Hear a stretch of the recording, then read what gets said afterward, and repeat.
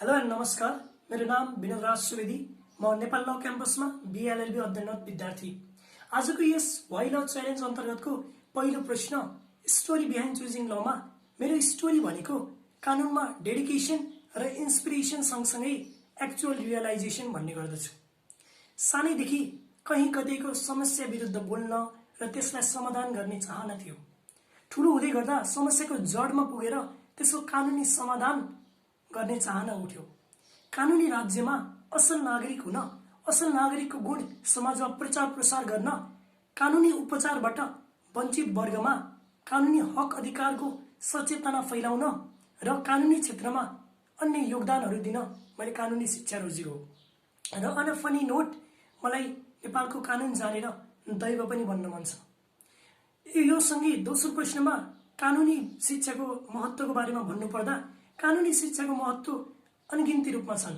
यसको महत्त्व मध्ये सुरुमा एउटा भनाइ भन्न चाहन्छु। विश्वमा हामीले चाहेको परिवर्तन आफैबाट सुरु गर्नुपर्छ। Initiate the change you want to see in the world.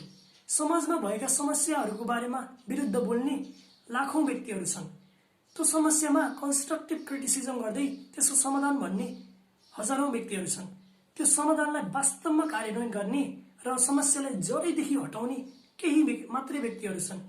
कानुनी शिक्षाले ती केही व्यक्तिहरूलाई सक्षम बनाउने कार्य गर्दछ र समस्यालाई जडैदेखि हटाउने काम गर्छ। यहाँ एउटा तथ्याङ्क पनि भन्न चाहे।